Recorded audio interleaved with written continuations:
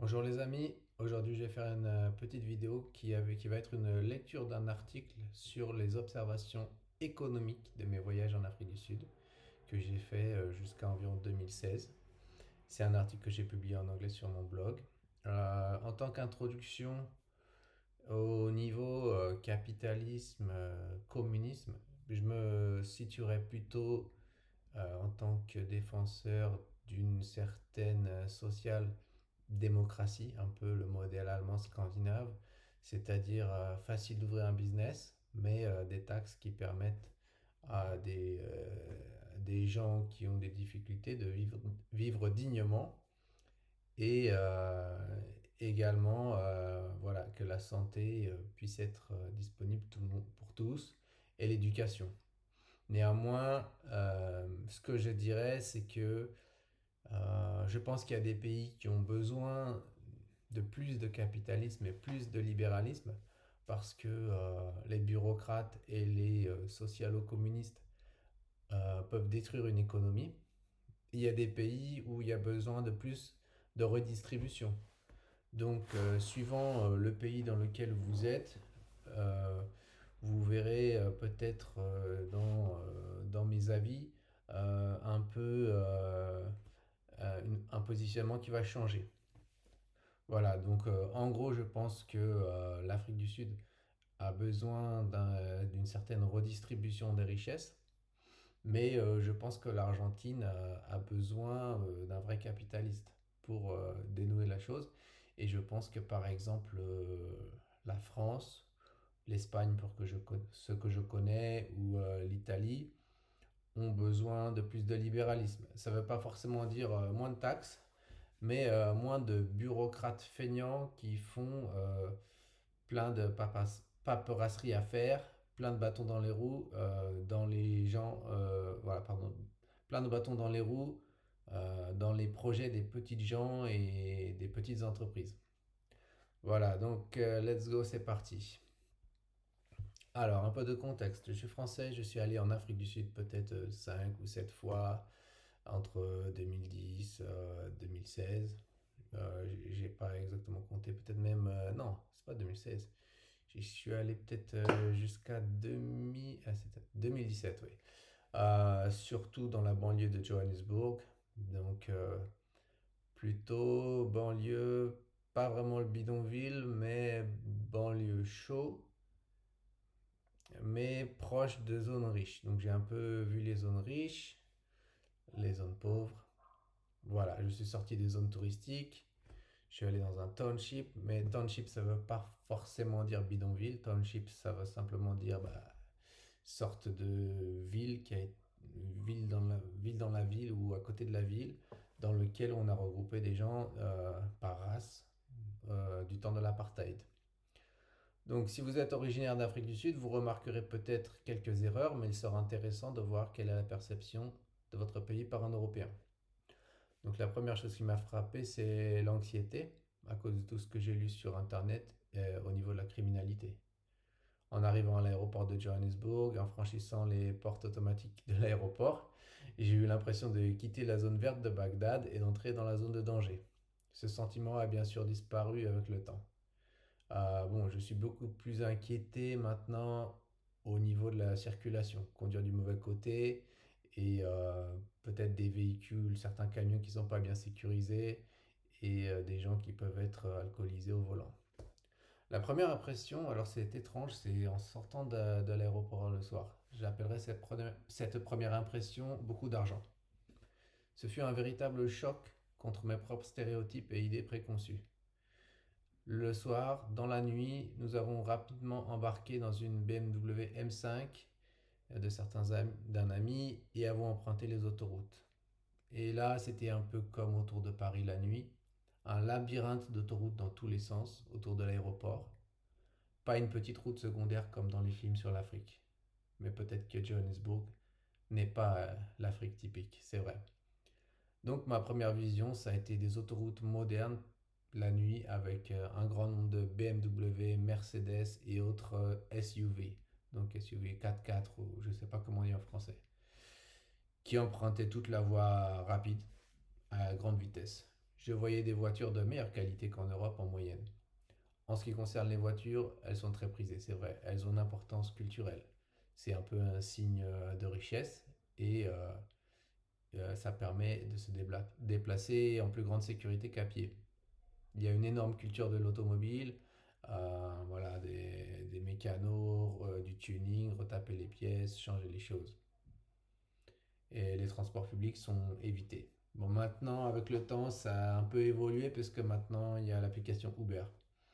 Donc, ça permet de voyager de manière assez sécurisée, sans avoir ta propre voiture, d'avoir un certain confort.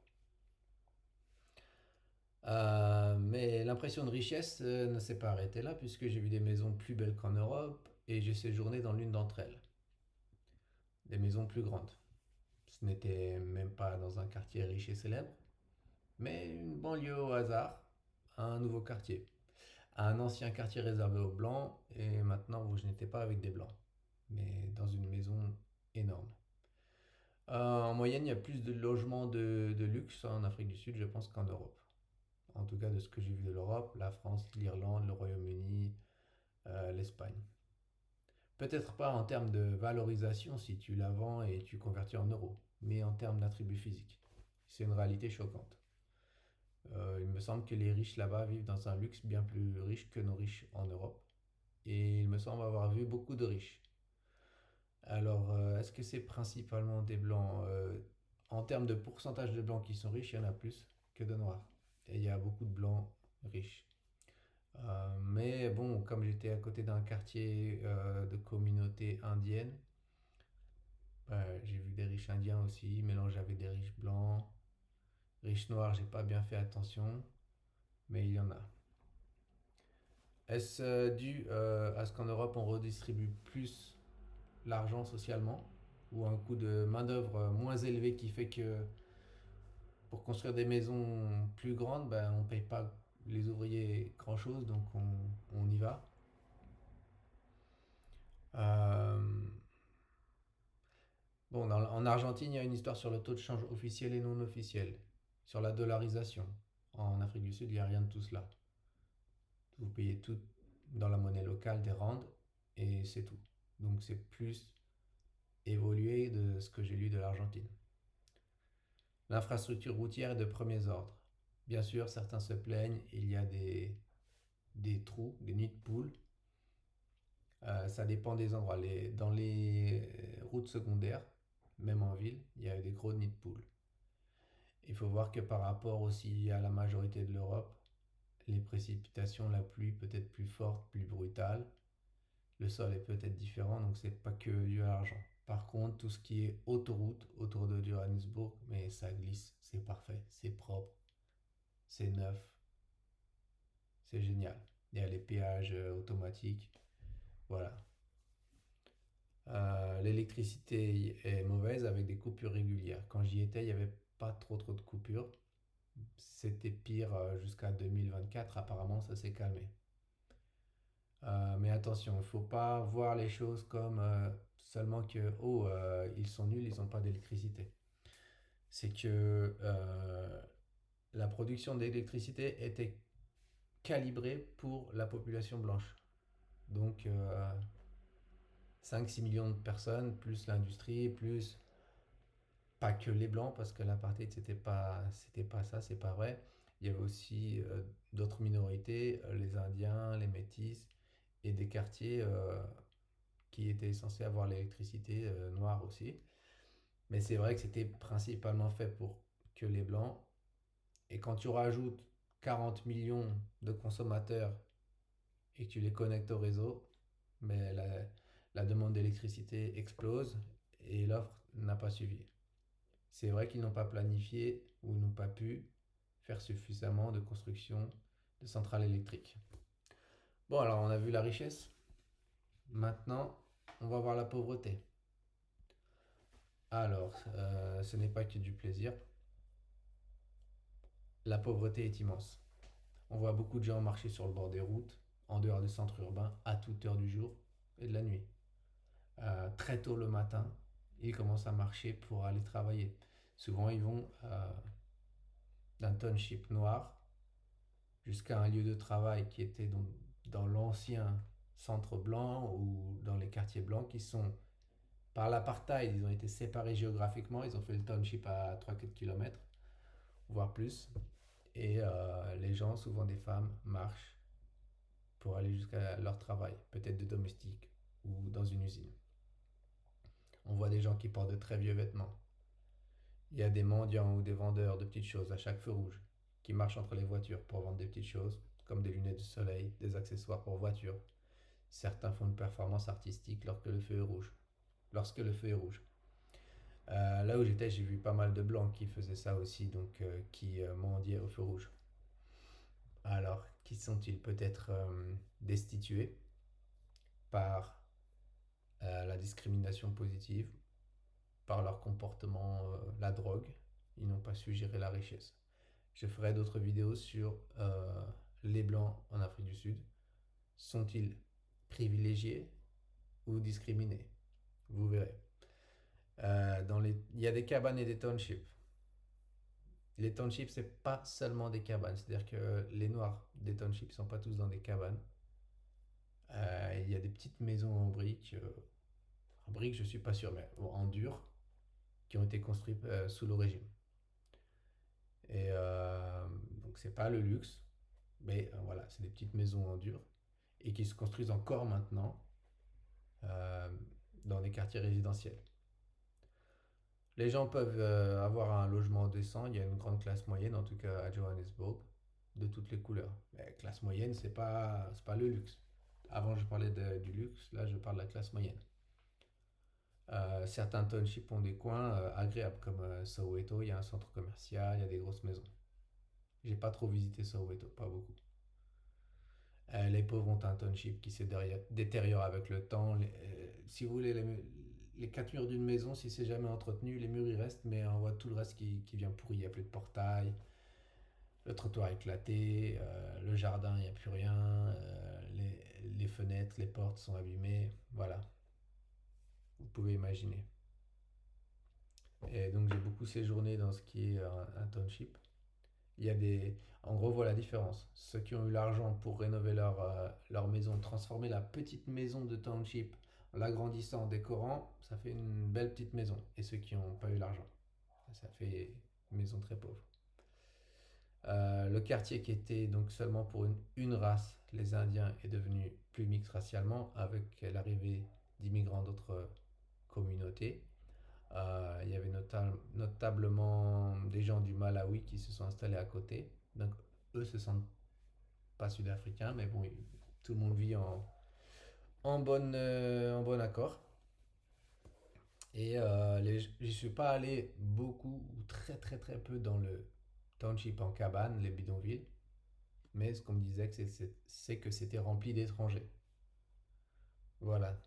Ce sont deux mondes proches de l'autre, mais séparés. Souvent, je voyais les cabanes à 50 mètres, 100 mètres. Ben, je vais pas y aller, quoi. Je suis pas journaliste.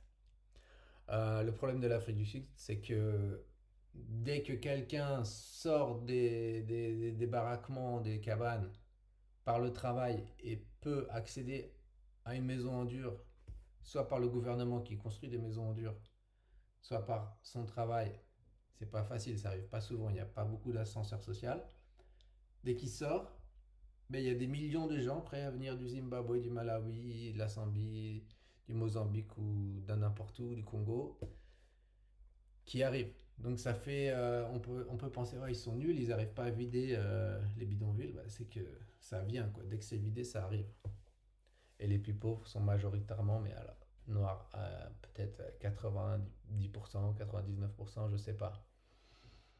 Après, c'est aussi une question de proportion. Il y a plus de 80% des gens qui sont noirs. Il y a tous les immigrés qui arrivent du continent qui sont noirs. Donc, il y a ça. Et qu'est-ce que j'ai sur la suite? Donc, évidemment, tous les travaux pénibles, les emplois de lève-tôt, travailler à des kilomètres, y aller à pied, c'est des noirs, à part quelques mendiants blancs. Et si j'ai vu un ghetto de métis qui s'appelle les Colodes, bah, donc c'est des petites maisons en dur. Euh, c'est très très chaud. Là-bas, c'est pas trop l'infrastructure qui est très très chaude, c'est la culture des gangs. Je sais pas pourquoi. mais c'est comme ça. Et pauvre là-bas, ça veut dire vraiment pauvre. C'est pas une blague. C'est chaussures trouées, pas de dents, la dentition très mauvaise. Je sais que je ne suis pas parfait, mais bon voilà, malheureusement, c'est pas de leur faute. Euh, Malheureusement, tu vois des gens très pauvres et c'est pas juste quoi. Et le coût de la vie, c'est très dur. Les salaires sont bas pour les travaux non qualifiés. Les prix dans les supermarchés sont exorbitants. Des fois, j'ai converti les prix de rand à euros pour comparer certaines choses. Bah, c'était plus élevé quasiment en Afrique du Sud. Donc, il faut éviter de consommer des choses importées, des choses locales, mais beaucoup de choses sont chères. Après, les gens, ils consomment ce qu'ils peuvent. Le milli-meal, c'est une sorte de maïs ou une céréale. Voilà, la viande est chère. Voilà, je vais faire une deuxième vidéo sur les inégalités et ce que j'en pense. Parce que là, la vidéo, elle a déjà 16 minutes. Merci, à la prochaine.